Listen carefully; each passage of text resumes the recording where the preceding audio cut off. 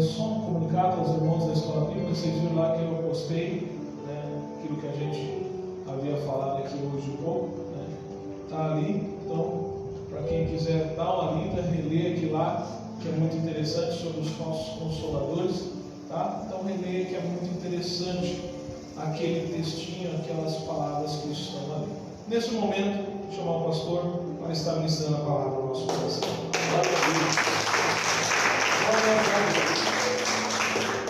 Que a paz esteja com todos, amém? Amém. Vamos já abrir, meio alto aqui, já falo alto, o irmão não vai aguentar.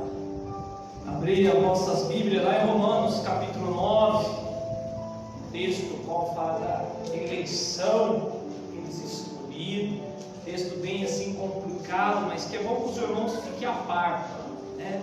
Os irmãos têm um certo entendimento a respeito desse texto, em nome de Jesus. É muito importante nós conhecermos a palavra de Deus. Louvado seja Deus. Deus abençoe também a todos que estão aí nos acompanhando pela página da Igreja Casa de Oração, em nome de Jesus. Que o Espírito Santo também alcance essas pessoas que estão aí do outro lado, para a honra e glória de Deus. Meus queridos amados irmãos, nós vamos ler aqui do 1 ao 5 e depois vocês vão acompanhando o pastor, amém? Romanos 9, do 1 ao 5, e depois a gente vai, se der, o pastor vai falar sobre os 33 versículos. Se der, se não der, passa para frente, amém? Eu sei que teve alguns que falou, ai, mas amém, glórias a Deus. E agradecer aí também nosso amigo e vizinho também, que está hoje fazendo uma visita novamente para a gente. Já é da casa, nem vou apresentar mais.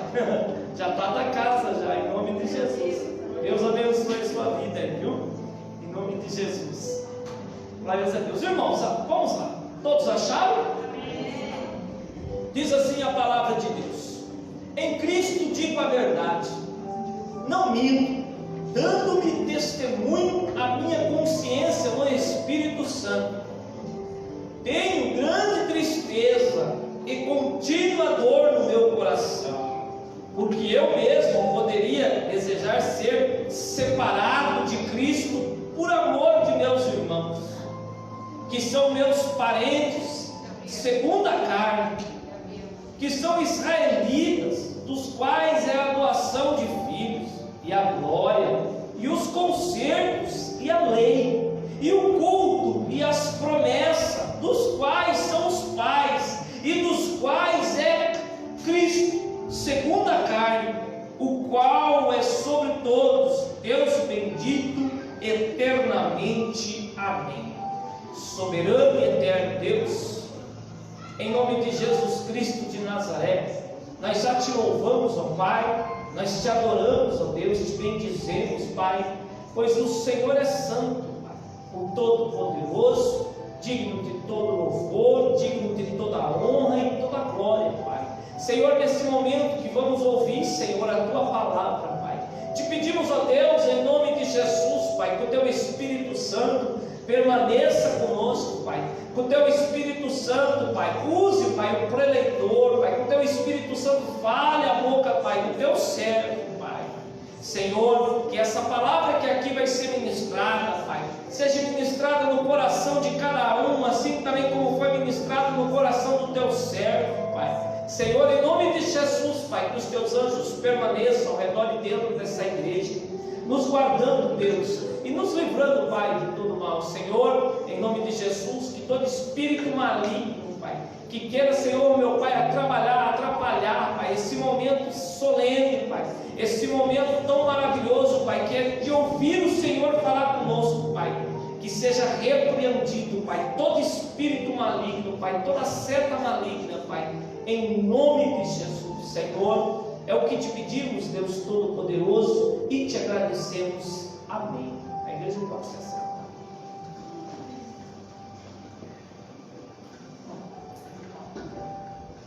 Glória a Deus. Meus queridos irmãos, hoje nós vamos meditar no tema de Romanos capítulo 9, o qual o texto já diz por si mesmo, nem que quisesse pôr outro tema aqui, não ia ficar tão bom quanto esse que eu vou falar agora para vocês, o estudo que eu pesquisa, então eu gosto de pregar dessa forma, ver os estudos, ou ver o que ensina. Acho que fica mais prático, a igreja aprende, né? Então hoje nós vamos meditar num tema sobre a soberania de Deus na nossa salvação. Hoje nós vamos entender que não somos nós que merecemos a salvação. A salvação não vem do homem, a salvação vem de Deus. Nós vamos entender que não é pelas nossas obras, não é porque eu sou bonzinho, não é porque eu tenho um coração bom, não é porque eu tenho cabelo arrepiado, olhos claros, não é porque eu sou moreno, eu sou branquinho, não é porque eu sou alemão, não é porque eu sou brasileiro, eu sou judeu, ou americano, não. Nós vamos entender hoje, essa noite aqui, que é Deus quem escolheu, que a salvação ela vem de Deus, e ninguém pode intervir nisso. Nós vamos ver que o apóstolo Paulo, ele traz essa revelação maravilhosa. Alguns estudiosos já olham para esse texto e vai dizer que não, aí ele está falando da eleição, mas é a eleição, vocês eleição já se fala em salvação, aí essa eleição é a eleição só do povo judeu, é de uma nação. Aí são teorias, são teologias, uma diferente da outra, mas enfim, todas elas apontam para a soberania de Deus, independente se é sobre a nação de Israel, ou independente se é sobre todo o mundo. Eu fico com essa interpretação, a qual a soberania de Deus, esse texto fala da soberania de Deus na salvação do mundo, que a Bíblia disse para mim e para você, que é Ele que está no controle de todas as coisas. A Bíblia fala para mim e para você, lá em João 3,16, que Ele amou o mundo de tal maneira que entregou o seu Filho no gênero. Então, o apóstolo Paulo aqui, ele fala não só com os judeus, vocês vão ver também que ele fala com os gentios, porque se fosse só para os judeus, seria direcionado somente para os judeus, somente para aquela nação. Mas não, ali tinha gentios e ali tinha judeus. E nós sabemos que o apóstolo Paulo foi chamado para os gentios. Nós sabemos disso. Isso nós aprendemos com pregação, com as mensagens aqui que o pastor prega, também aprendemos em aula bíblica, aprendemos também com outras mensagens de outros irmãos que vêm aqui. Então, essa noite nós vamos falar sobre isso. Eu dividi esse texto em 4 partes. Se der, cada uma delas tem algumas observações. Se der para o pastor falar tudo, amém. Se não der, o pastor termina domingo que vem sem pressa. Amém? Mas o primeiro ponto que eu quero trazer para vocês é uma coisa que me chamou muita atenção. Eu falei, poxa vida, né? Que esse apóstolo, ele surpreende a gente, né? A tristeza de Paulo por causa da incredulidade de Israel. Olha o amor pelas almas. Olha o apóstolo Paulo olhando para aquele povo, falando, poxa vida, se vocês não se converterem, vocês vão para o inferno. Se vocês não aceitarem que aquele homem que foi crucificado é o Messias, o Filho do Deus Altíssimo, vocês vão ser condenados, né? E aqui no versículo do 1 ao 5 que eu li para vocês, ele começa dizendo aqui, ó, eu quero falar para vocês aqui da primeira observação, do primeiro ponto, que é do versículo 1 ao 3, que ele diz assim, ó: em Cristo digo a verdade, não minto, dando-me testemunho a minha consciência no Espírito Santo. Olha lá, o Espírito Santo está, né, de quarta, sexta, domingo. Olha que bênção, né? Tá? A palavra está falando. Versos 2: tenho grande tristeza e contínua dor no meu coração. Olha o amor pelas almas, porque eu mesmo poderia desejar ser separado de Cristo, por amor de meus irmãos, que são meus parentes, segundo a carne. Irmãos, essa primeira observação do primeiro ponto é: Paulo deseja ser condenado ao inferno, ser condenado, ser anatema, maldito, para que o povo, os seus irmãos da carne, fosse salvo. Como se isso fosse possível, mas isso é impossível, porque Paulo não tinha esse poder. porque Paulo ele já tinha a salvação, quem deu, foi Cristo através da crucificação dele, através da morte e ressurreição. Mas o amor de Paulo por aquele povo era tão grande que, ao ver o povo perseguindo a igreja, ao ver o povo dizendo que Jesus não era o Messias, a tristeza de Paulo era muito grande. A tristeza de Paulo era de uma forma, irmãos, que ele olhava para aquele povo, e eu creio que a Bíblia não diz. É que nem hoje um pastor, pelo menos eu penso assim. Eu vejo uma pessoa que eu cuidei, que eu evangelizei, que eu ensinei, e de repente eu vejo ela nas drogas, eu vejo ela no mundo, eu vejo ela jogada por aí. Eu sei que o diabo está batendo nela que nem bate em saco de boxe, está judiando, está passando por cima, e isso corta o coração do pastor. Isso entristece o pastor. Entristece o pastor também quando ele olha para a igreja, ele está vendo que a igreja não está bem, mas ele não pode fazer nada. E assim era o apóstolo Paulo. O apóstolo Paulo olhava para o povo, e a tristeza dele era tão grande no coração do apóstolo Paulo, que ele falou: se eu pudesse, Senhor, eu me doava, eu ia para o inferno, eu me colocaria no lugar de condenado, de anátema, de maldito, de amaldiçoado, separado de Deus, por amor aos meus irmãos. Não é à toa que ele escreveu lá em 1 Coríntios capítulo 13: se não tiver amor, nada adianta. É disso que nós precisamos, irmãos. O exemplo que o apóstolo Paulo está dizendo, nós temos que desenvolver essa tristeza no nosso coração. Nós não podemos olhar para as almas e simplesmente se fazer que a gente não está vendo nada. Olhar por essas pessoas, pela prostituta, homossexual, lésbica, os políticos corruptos. Quem daqui assiste Cidade Alerta ou Brasil Urgente? Eu viro uma pessoa, eu assisto. Pastor, aquilo é horrível. Não. Aquilo mostra para mim o que a Bíblia está falando que ia acontecer.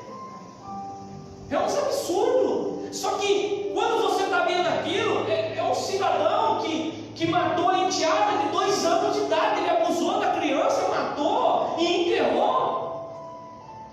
Pastor, eu vejo as pessoas falando: tem que morrer, põe ele aqui fora para nós, vamos matar ele.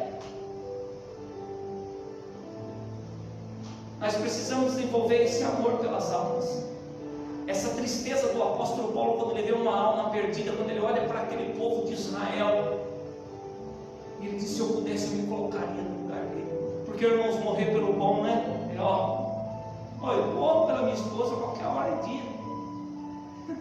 Eu morro por qualquer um de vocês, irmãos. Se entrar alguém que não, eu sou pastor. Fazer mal para ele vai fazer mal para mim primeiro. É muito fácil fazer isso.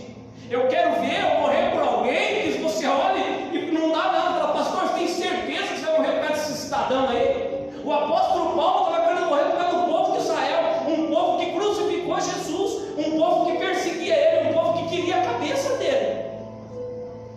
Mas a tristeza no coração do Paulo era grande. Era grande por olhar aquele povo e dizer: poxa vida, foi por vocês. Vocês foi o povo escolhido. Vocês eram a nação eleita, são nação eleita. Uma segunda observação, ele diz aqui, Paulo lembra dos privilégios de Israel, versos 4 e 5. No versos 4 ele diz assim: que são, olha lá, que são israelitas, dos quais é a doação de filhos, e a glória, e os concertos, a lei, o culto, as promessas, e dos quais são os pais, e dos quais é Cristo, segundo a carne, o qual sobre todos Deus bendito eternamente. Amém. Agora Paulo fala para ele: poxa vida, vocês é um povo que tem privilégio diante de Deus. Vocês são um povo escolhido. Poxa, Deus olhou para o mundo todo, Deus olha para toda a nação e Ele vê Israel. Então Deus ama Jacó, vamos dizer assim, e aborrece Saul. Jacó, que depois foi quem? Israel, a 12 tribos de Israel, não foi assim? Quem era Israel? Quem era Jacó? Quem era Jacó? Jacó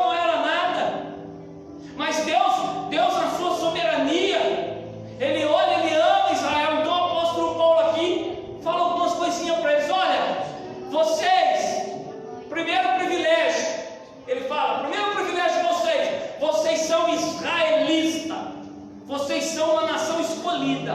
Deus olhou para vocês. Não foi porque era grande ou porque era pequena, porque Deus se agradou de Israel quando Ele chamou Abraão. Abraão, você vai ter uma grande descendência, de você eu vou fazer uma grande nação. Então Deus olha para Abraão e se agrada da fé de Abraão. Depois Ele diz: vocês são adoção, vocês foram adotados por Deus, tiveram adoção de filhos.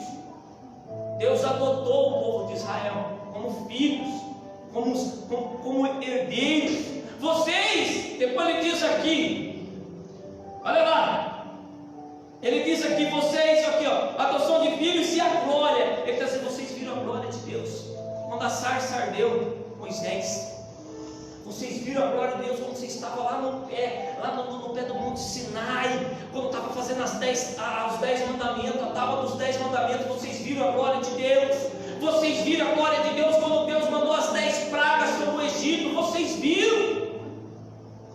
Vocês tiveram esse privilégio. Irmãos, quantos privilégios eu e você nós temos?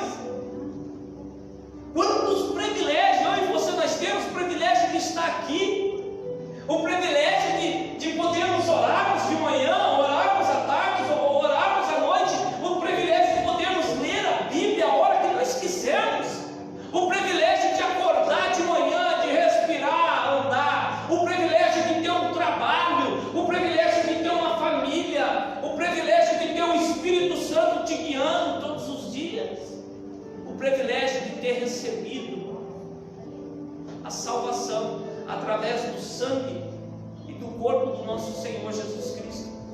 Nós somos pessoas que têm privilégio, assim como o povo de Israel. O apóstolo Paulo olha para aquele povo e diz: vocês têm privilégio, vocês viram a glória de Deus, os concertos que Deus fez. Que concerto, pastor? Concerto com Abraão, concerto com Isaac, concerto com Jacó. Quantos concertos Deus não fez com o povo de Israel? E era com o povo de Israel, não era com os amalequitas, não era com os moabitas. E Deus fez um concerto comigo e com você também. O que Jesus falou no dia da Santa Ceia, na última ceia dele?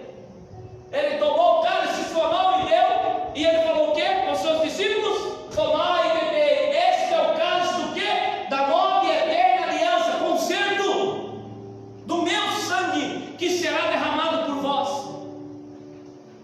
Então o apóstolo Paulo olhou para eles: vocês têm o concerto que Deus fez foi com vocês, a aliança que Deus fez, Israel, foi com vocês. Mas hoje nós gentios, através da morte e ressurreição de Jesus, recebemos esse concerto, temos esse concerto, essa aliança. E ele diz sobre a lei: a lei foi com vocês, os 10 mandamentos, irmãos, foi para quem? Para que povo? O povo de Israel. As leis cerimoniais eram para quem? O povo de Israel. Então vamos dizer assim, o apóstolo Paulo joga tudo na cara deles. Fala: está aí, ó. A minha tristeza é profunda, porque eu olho para vocês e vejo que vocês não reconhecem a soberania de Deus. Eu vejo que vocês não reconhecem que Deus entregou o seu Filho para a remissão do pecado de vocês. Vocês continuam batendo na terra em que a lei vai salvar vocês. E ele diz aqui, o culto. Para quem que Deus instituiu o culto? Não foi para o povo de Israel?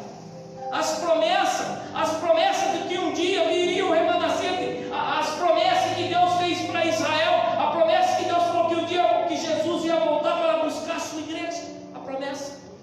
Quantas promessas Deus não fez? Quando Deus falou com Abraão, prometeu a Abraão e falou: Abraão, o povo vai ficar escravo lá 400 anos de uma nação. Não falou qual é. Mas depois eu vou ouvir o clamor do teu povo. Eu vou libertar eles. Depois de 400 anos, Abraão, eu vou ouvir, eu vou libertar esse povo. Quer dizer, era um povo que tinha visto a glória de Deus, era um povo que eram adotados por Deus, era um povo que era israelitas, tinha um concerto, aliança com Deus, a lei foi feita com eles, o culto, eles foram escolhidos para cultuar o Senhor, tinha as promessas. E por último ele diz assim aqui, ó: dos quais são os pais. De quem que ele está falando? Os patriotas. quais, ele está falando de Abraão, novamente ele está falando de Isaac, ele está falando de Jacó. Olha lá, os quais, os seus pais foram escolhidos, os quais sobre os seus pais Deus fez a promessa. O apóstolo Paulo, a tristeza do apóstolo Paulo, irmãos, é exatamente a de hoje do século 21, que nós temos que ter também. Deus entregou o seu Filho para a remissão dos nossos pecados. Nós fomos escolhidos porque eles rejeitaram, Eles rejeitaram a pedra de esquina, tiveram Jesus como a rocha do escândalo. Então nós gentios fomos escolhidos, nós gentios ganhamos esse direito à salvação, e muitos negam isso. Muitos deixam simplesmente, olham para tudo isso e falam: olha, deixa para lá o sacrifício de Jesus, deixa para lá esses privilégios, eu não pedi nada disso. Então a tristeza do apóstolo Paulo é exatamente hoje, irmãos, a mesma coisa do século 21. Precisamos observar essas coisas, precisamos olhar para as almas com mais carinho, olhar lá. Irmãos, eu sei que é difícil, não é fácil porque eu sou ser humano como vocês, e tem hora que a gente olha para as pessoas e fala: poxa vida, eu não precisava fazer isso. Entristece o coração da gente, certas atitudes, certas palavras, certos atos. Mas aí você olha para a cruz, aí você olha bem na Bíblia e vê Paulo falando: olha, eu queria me tornar maldito, separado de Deus, se pudesse, para salvar os meus irmãos. Sabe o que eu lembrei? Moisés. Senhor, se não for para salvar esse povo, corta meu nome, risca meu nome do teu livro. Olha o amor de Moisés. Meu ministério de pastor, às vezes quando acontece alguma coisa, eu vejo que alguém pega a pedra e fala: vamos pegar, vamos apedrejar. Eu falo para essa aqui, para minha esposa, falo: Moisés, virou, mexeu, enquanto tinha água estava bom, tinha comida estava bom, faltou comida, faltou água, opa, vamos matar Moisés. O problema é Moisés. Mas Moisés, com todo o seu amor no coração: Deus, se o Senhor não vai salvar esse povo, se o Senhor vai matar esse povo, então risca meu nome do teu livro, livro da vida, risca meu nome, não precisa me salvar não. Isso é impossível, porque Deus mesmo falou que só arriscaria o nome daqueles que pecassem contra ele. Moisés não pecou contra Deus. Agora o segundo ponto aqui: a eleição divina não falha. Versos do 6 ao 13, olha lá. Não que a palavra de Deus haja faltado, porque nem todos os que são de Israel são israelitas, nem por serem descendência de Abraão são todos filhos, mas em Israel, mas em Isaac será chamada a tua descendência.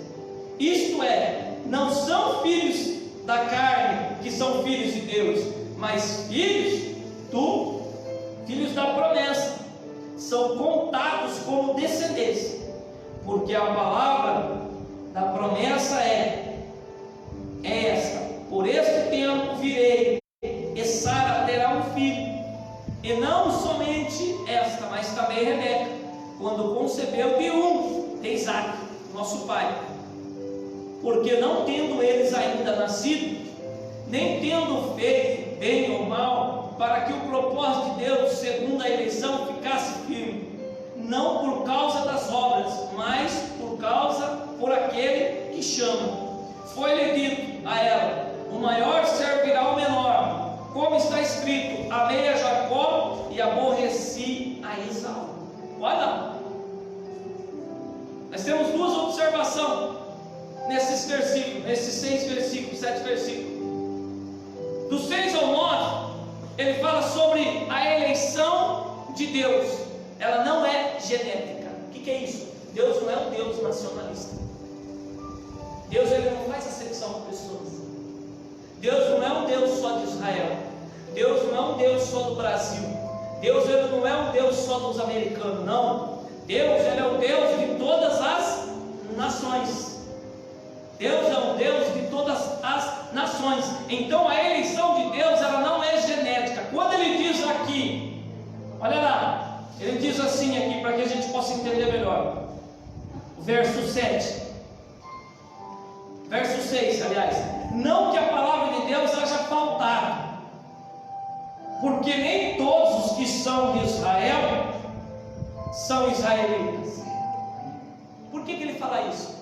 O povo estava numa questão falando assim: poxa vida, se Deus escolheu, olha lá onde o povo estava indo, se Deus escolheu Israel para ser salvo, como nação salva, então Deus errou, Deus falhou. Como assim? Porque o povo, como nós vimos no primeiro 5 versículos, sabe de que forma? Negando Cristo, com todos aqueles privilégios que eu falei para vocês. Então chegou esse questionamento, o apóstolo Paulo falou: meu, a eleição divina não falha, se vocês estão achando que Deus falhou. Porque Deus, ele não é um Deus nacionalista. Deus, ele não é um Deus que faz acepção de pessoas. Aí ele vai aqui, ó, porque nem todos que são de Israel são israelitas. Olha o verso 7. Nem por serem descendência de Abraão são dos filhos, mas em Israel será chamada a tua descendência. Ele está falando o seguinte para aquele povo: olha, deixa eu falar para vocês aqui. Deus, ele não errou, Deus, ele não falha.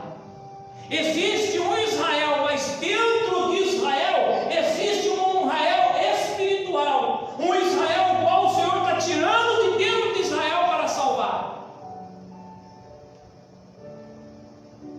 Aí ele continua: isto não são filhos da carne. Olha lá, isso confirma que são filhos de Deus, mas filhos da promessa, são contados como descendência. Então ele está falando assim: não basta ser judeu para ser salvo. Tudo isso aqui, irmãos, ele está falando da soberania de Deus, do poder de Deus sobre a salvação. Então ele está dizendo o seguinte: não é porque vocês são judeus vocês estão salvos, mas Deus vai tirar de dentro de Israel um Israel espiritual. Não é os da carne, mas sim os da descendência, os da promessa. O que ele está falando aqui? De todo aquele que crê em Jesus Cristo de Nazaré, que crê no Filho. Quem crê no Filho, crê no Pai. Então o apóstolo Paulo já está deixando eles de orelha em pé. Fala: vocês estão pensando, porque vocês são da carne, parentes de Abraão, vocês estão achando que vocês já estão por cima da carne seca? Vocês estão errados. E irmãos, tem muitas pessoas que estão dentro da igreja e acham que porque está dentro da igreja está salvo. Eu sou pastor, eu estou salvo, eu sou presbítero, eu sou diácono. Não, eu sou o irmão que fica na porta. Estou salvo. Está enganado, hein? Nem porque você está dentro de Israel, nem porque você é israelita, você vai ser salvo. Se você não tiver a sua fé firmada em Jesus Cristo, se você não for da promessa. Quais são os da promessa? Que Israel espiritual é esse, senão aqueles que creem no nosso Senhor Jesus Cristo? Olha lá, versos 9. Porque a palavra da promessa é esta: por este tempo virei, e Sara terá um filho. Não foi assim que aconteceu com Abraão lá? O anjo veio, os 3 anjos veio lá, e o anjo profetizou, falou para ele, falou: Sara vai ter um filho. Ela já estava velha, ela riu. Ele falou: não ria. É porque Sara riu. Ela disse: eu não ria. Ele falou: você riu. A promessa do filho, esse filho que era Isaac. Então, porque a palavra da promessa é essa: por este tempo virei, e Sara terá um filho. Então, a eleição divina, ela não falha. O povo de Israel achou que Deus tinha falhado. Aqueles mais estudiosos, os sacerdotes, aqueles escribas, fariseus, então eles não acreditavam que Jesus Cristo era o Messias. Eles estavam duvidando da soberania de Deus. Eles achavam que não, se Deus enviou Jesus, Deus falhou. Então Deus falhou. Porque o povo, o jeito que está aí, o povo não crê em Jesus, não crê que Ele é o Messias. Então o apóstolo Paulo vem e fala: viu, vocês estão achando que a eleição, que a salvação, ela é genética? Vocês estão achando que porque vocês são israelitas, vocês estão enganados? Então no verso 6 e 9 é isso: a eleição de Deus não é genética. Deus não é nacionalista. Quando Ele está falando aqui dos eleitos, só você está falando dos da promessa, todo aquele que crê no Messias. Não adianta ser judeu, a fé tem que estar em Cristo, daquele que deu o corpo e o sangue para a remissão dos pecados de todo mundo. Segunda observação nesse segundo ponto aqui: a eleição divina não é meritória, mas é incondicional. Do versos 10 ao 13, olha o que ele fala. Ele diz assim: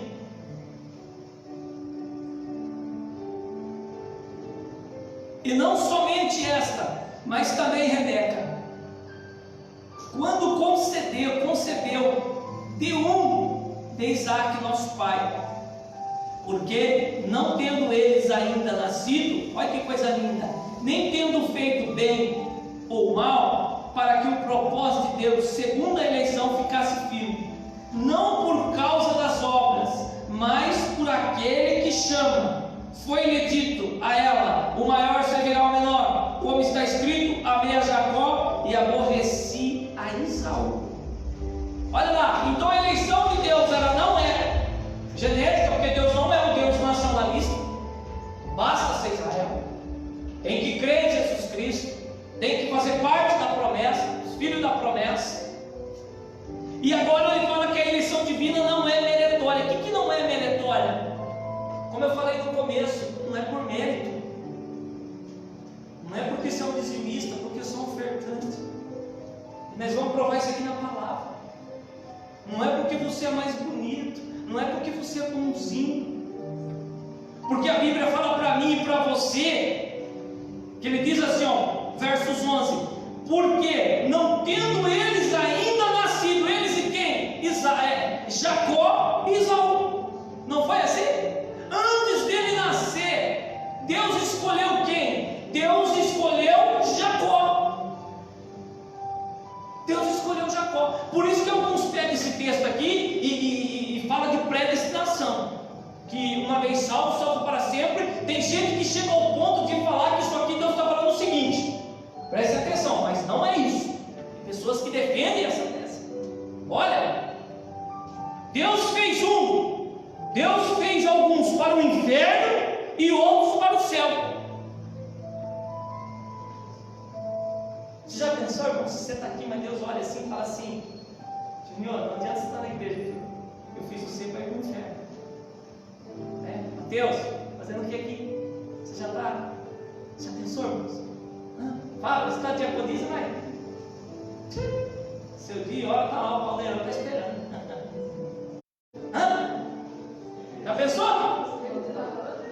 Irmãos, tem pessoas que chegam ao ponto de dizer que Deus ele fez uns para morar no inferno e outros para morar no céu, e não é isso. Deus olha, antes deles estar gerado no ventre, antes deles nascer, Deus diz, ó, o menor, olha lá, o maior que era Esaú servirá ao menor que era Jacó. Por quê? Porque é Deus que manda, porque é a soberania dele. Não queira, Deus, por quê? Deixa de ser folgado. Barro querendo dar ordem no olhar. Irmãos, existe uma coisa de Deus. Deus ele tem a presciência. Deus ele tem a presciência. Deus ele é justo, irmãos. Você já pensou? Se Deus olhasse para mim e dissesse assim: aí esse aí não vai salvar, esse aí ele vai para o inferno, então não vou deixar ele vir ao mundo. Você acha que teria necessidade de Jesus ter morrido numa cruz? Não teria. Por quê? Deus ele não estaria sendo justo, porque ele não estaria exercendo o livre-arbítrio. Deus ele tem a presciência. Deus ele sabe sim quem está condenado e quem não está, mas não por ele, não porque ele falou: vou pôr você no mundo para ser. Não, de maneira nenhuma. O que Deus fez é te dar escolha, livre-arbítrio. Você tem seu filho, não tem? Chega a determinado momento, você consegue segurar ele dentro de casa? Você não bebe, você não usa droga, mas quando você menos espera, você educou o seu filho. Ele está usando droga, ele está bebendo, ele vai para a perdição. Foi você que mandou ele ir? Não. Ele escolheu, ele te Então, quando Deus aborrece Esaú e escolhe Jacó, não é porque Deus olhou para Esaú e disse: eu vou mandar você para o inferno. Não foi isso. Simplesmente Deus, sendo soberano, tendo a presciência, Ele sabia do coração de Esaú e conhecia o coração de Jacó. Ele sabia o qual ia servir e o qual não ia. Mas Ele não podia impedir que os dois viessem ao mundo. Porque a primeira coisa que Satanás ia fazer era acusar Deus, né? Tá fácil, né? Como é que eu vou competir com você? Porque você só coloca no mundo pessoas salvas, pessoas que você escolheu para morar aí com você. Assim fica fácil. Deus é justo, e Ele dá a cada um segundo o que cada um merece. Então, olha lá. Então no verso 6, do 10 ao 13, ele diz aqui, no 11: segundo a eleição, porque não tendo eles ainda nascido, nem tendo feito bem ou mal, para que o propósito de Deus, segundo a eleição, ficasse firme, não por causa das obras, mas por aquele que chama. O que Deus fala para Jeremias no capítulo 1 de Jeremias, verso 5? Vai lá, dá uma olhadinha, volta um pouquinho para trás. Veja o que ele fala para Jeremias.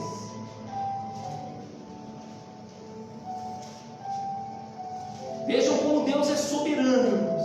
Como Deus, Ele sabe de tudo, Ele conhece tudo. Veja que Deus maravilhoso você serve. Jeremias capítulo 1, verso 5, ele diz: antes que eu te formasse no ventre, eu te conheci, e antes que saísses da madre, te santifiquei as nações, te dei por profeta. Vocês podem entender o que Deus fez com Jacó e com Esaú agora? Antes que você estivesse lá, José, eu já te conhecia. Antes que você estivesse lá, Maria, eu já te conhecia. Antes que você saísse da sua madre, Joana, eu já te conhecia. Isso é a soberania de Deus. É Deus quem faz tudo. É Deus quem tem o controle de tudo. A salvação vem de Deus.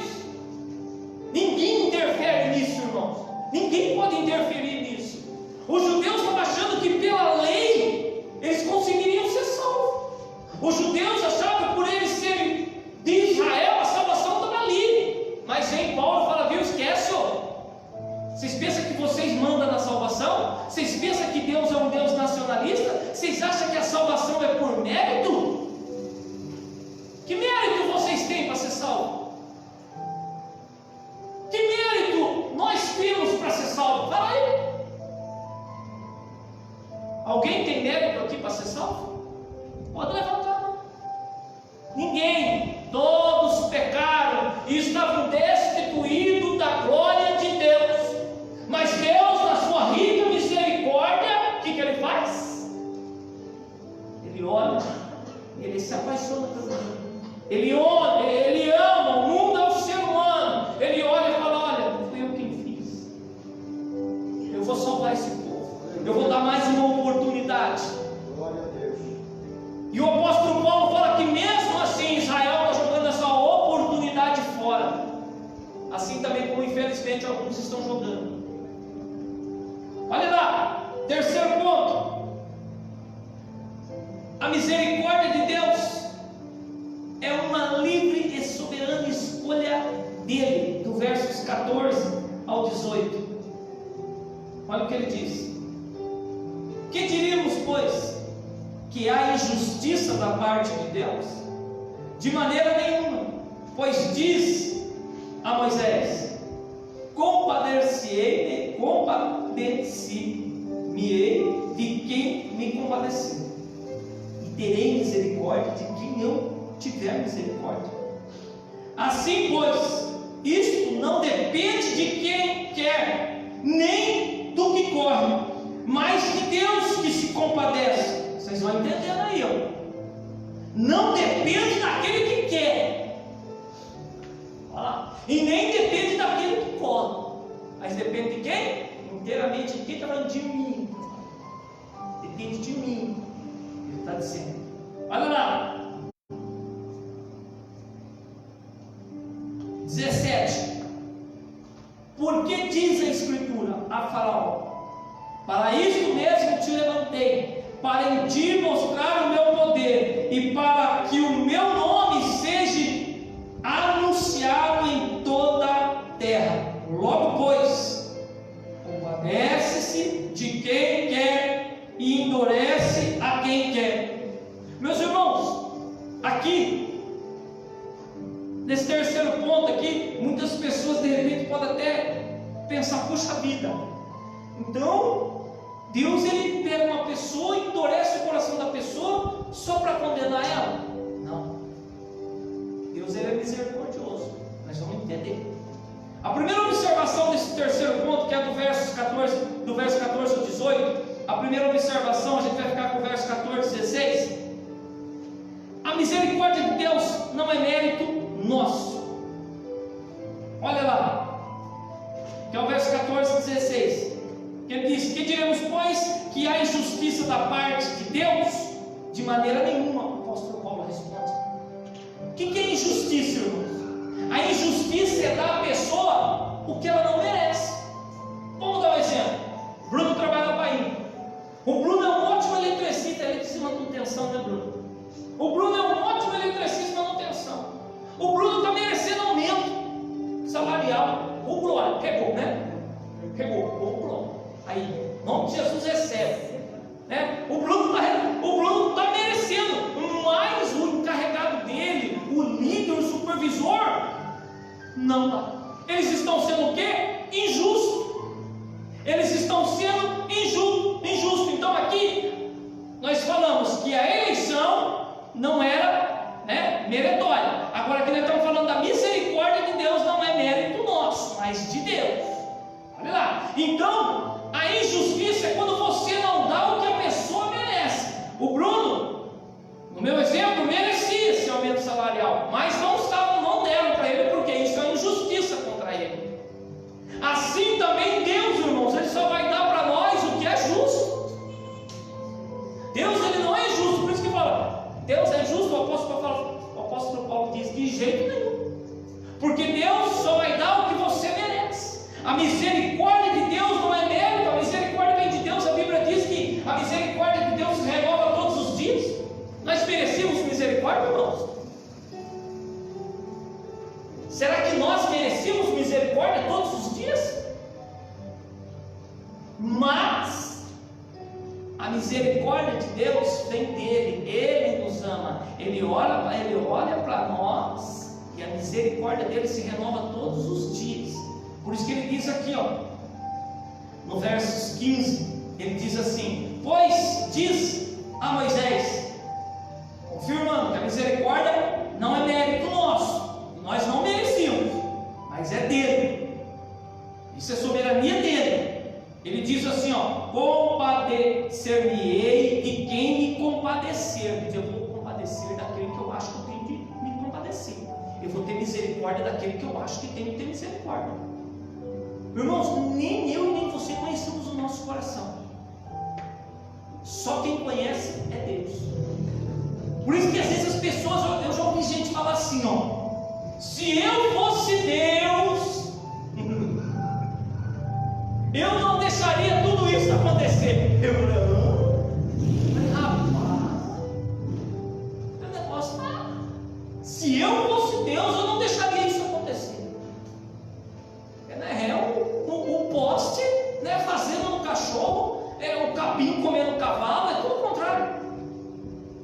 Pessoas querendo se comparar a Deus, pessoas achando que pode ensinar a Deus, que pode ser melhor do que Deus, e só está vivo pela misericórdia de Deus, só está respirando pela misericórdia de Deus, só tem tudo que tem pela misericórdia de Deus, e não é porque ele é bonzinho, não, como na eleição, é porque Deus é misericordioso, porque isso é soberania de Deus. A nossa salvação é soberania dele, a misericórdia que recai sobre nós é soberania dele, é ele. Você não faz nada para merecer isso, eu não faço nada para merecer isso. Sabe o que nós merecemos? Nós merecemos o inferno, nós merecemos o lago de fogo por causa dos nossos pecados. E é isso que o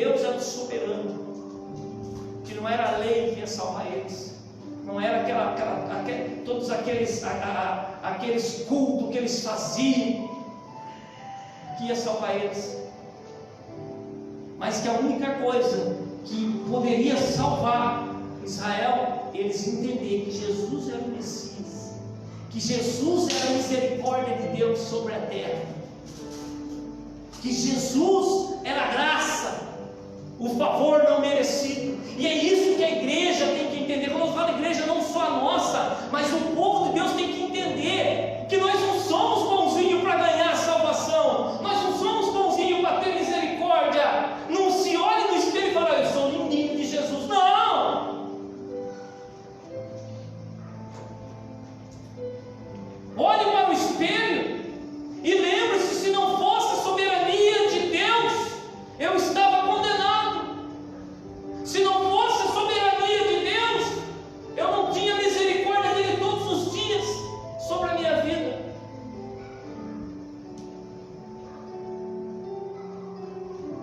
A segunda observação, no ponto 3, vamos parar por aqui, domingo que vem eu termino. Olha lá, no verso 17 e 18. Ele diz aqui: porque diz a Escritura a Faraó: para isto mesmo te levantei, para em ti mostrar o meu poder, e para que o meu nome seja anunciado em toda a terra. Olha, irmãos, é aqui que tem pessoas que acham que Deus é malvado. Poxa vida, Deus pegou Faraó, ele podia ter salvado Faraó, né? Por que ele foi lá endurecer Faraó só para matar Faraó no Mar Vermelho? Quem daqui já não leu aquele texto e pensou isso? Ficou lá, poxa vida, por que Deus? Será que se Faraó se arrependesse, ele não teria salvação? Mas Deus endurece Faraó, e para ele ser glorificado, ele mata Faraó. Irmãos, ninguém vai para o inferno se não merecer ir para o inferno. Ninguém vai.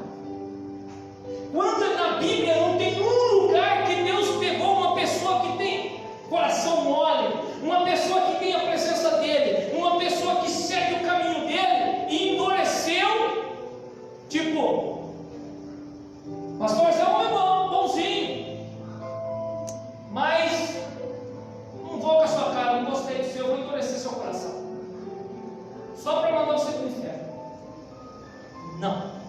Não existe isso na Bíblia. Deus, ele só endurece aquele que já é endurecido.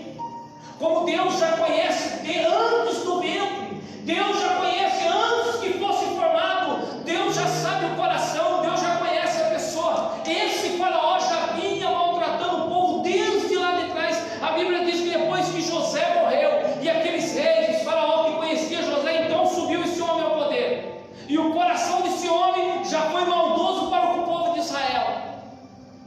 Então Deus só endurece aquele que já é endurecido. É simples. Um filho quando fala com um pai quando fala com um filho: filho, você não compra esse carro, porque se você comprar esse carro vai te dar problema. Esse carro eu vou comprar. Tá bom, você quer comprar, então compra.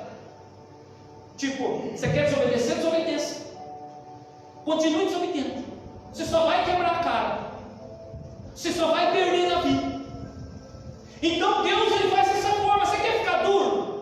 Então continue duro. Você quer endurecer? Então eu vou te endurecer.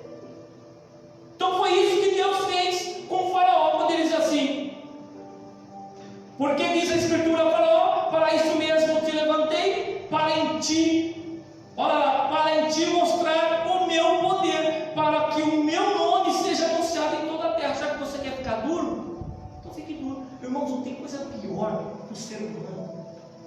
Não tem coisa pior para o ser humano, irmão. Você dá para ele o que ele quer. Não é simples, é simples. Você sabe que aquilo não vai fazer bom para ele. Não é bom para ele, mas ele bate o pé que nem criança quando está no mercado, né? Ela não pode tomar Danone. Se ela tomar Danone, vai fazer mal. Vai correr para o banheiro, mas ela quer tomar, se ela quer tomar Danone, então uma coisa. Você sabe que não vai fazer bem. Então não tem coisa pior do que Deus permitir que o homem continue da forma que está.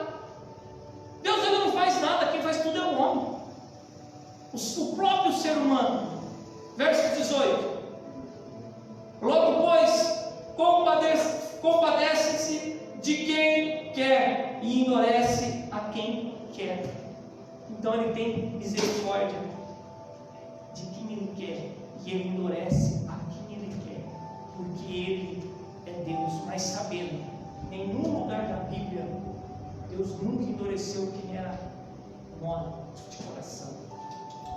Deus só endurece o endurecido. Deus só permite que ele continue nos caminhos deleitosos dele, nos caminhos pecaminosos dele. Irmãos, infelizmente tem algumas pessoas, irmãos, que estão condenadas. Tem algumas pessoas que não acreditam na eleição dos justos. Tem algumas pessoas que não creem em Jesus, e a Bíblia diz que aquele que não crê em Jesus já está condenado. Então não é Deus quem condena, não é Deus. A soberania da salvação é de Deus. Mas a condenação, irmãos, a condenação, Deus não condena ninguém. Deus, ele não quer que ninguém, de maneira alguma, ele não fez ninguém nessa face da terra para mandar para o inferno. Prova, pastor, prova. Apocalipse diz que o inferno foi feito para Satanás e seus anjos, não para o homem. Então, nessa noite, domingo que vem a gente vai continuar. Então, nessa noite nós aprendemos, irmãos, que a salvação, a eleição, a salvação, ela não é mérito nosso. A misericórdia de Deus não é mérito nosso, que nós temos privilégio, assim como o povo de Israel tinha os seus privilégios. Nós temos que cuidar disso, irmãos. Nós aprendemos que Deus, ele não é injusto, porque ele dá a cada um segundo o que merece, e que ninguém vai para o inferno sem merecer ir para o inferno. Então o apóstolo Paulo estava dizendo para o povo de Israel: vocês estão achando que vocês vão ser salvos porque vocês merecem? Porque vocês são Israel, parente de Abraão? Vocês estão muito enganados. Então, vamos, porque estamos aqui, que nós vamos ser salvos. Nós temos que estar com a nossa fé firmada em Jesus Cristo. Aleluia. Amém? Uma salva de palmas para Jesus.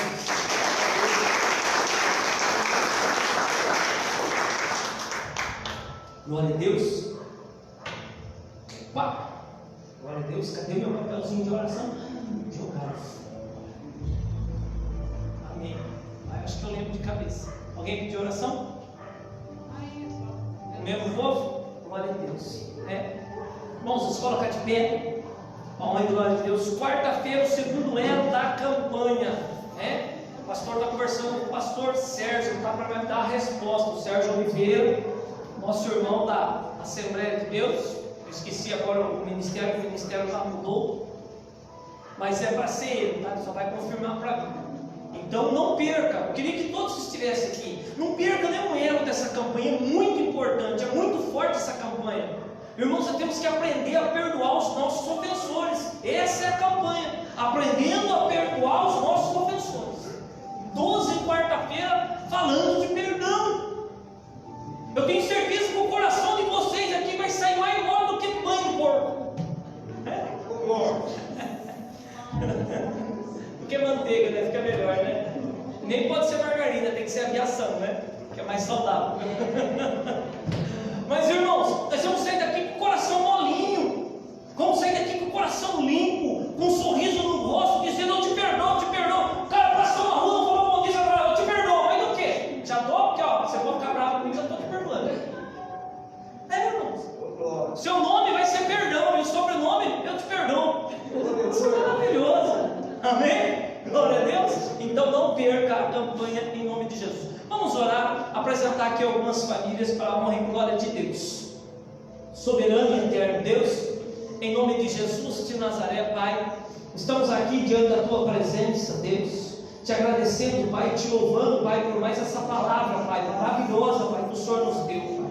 Obrigado por esse ensinamento, Pai. Obrigado pela Tua presença. Obrigado pela presença do Teu Filho Jesus de Nazaré, Pai. Nós te agradecemos pelo Teu Espírito Santo, Pai, que nos conduziu até aqui, Pai. Senhor, em nome de Jesus, Pai, também apresentamos em oração a família da nossa irmã Maria. Apresentamos aqui as suas filhas, o seu esposo. Apresentamos a família da Isa. Apresentamos a família da Marta. Apresentamos a família do Pedro, a sua filha que está enferma. Apresentamos, Senhor, em nome de Jesus, papai, a dona Olga, Pai, apresentamos diante do Senhor, Pai, a dona Benedita, apresentamos também diante do Senhor a Vilma, Senhor, que ainda se encontra no hospital, Senhor, em nome de Jesus, Pai, visita essas pessoas, Pai, em nome de Jesus, está repreendendo toda a enfermidade, vai tirando de dentro da casa dessas pessoas toda a contenda, toda a confusão, todo o mal que Satanás tem tramado contra essas famílias, Pai.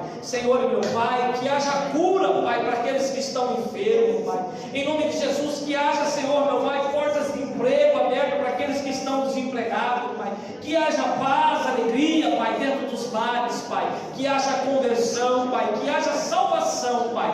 Em nome de Jesus Cristo de Nazaré, soberano e maravilhoso Deus, em nome de Jesus, despede cada um em paz para a sua casa, os guardando, Deus, e os livrando, Pai, de todo mal, Pai, em nome de Jesus. Vamos para cima. Que a graça de Deus Pai, que o amor de Deus Filho e a comunhão do doce e divino Espírito Santo esteja sempre conosco. Vamos em paz, que o Senhor nos acompanhe. A igreja diz: amém. Uma ótima noite.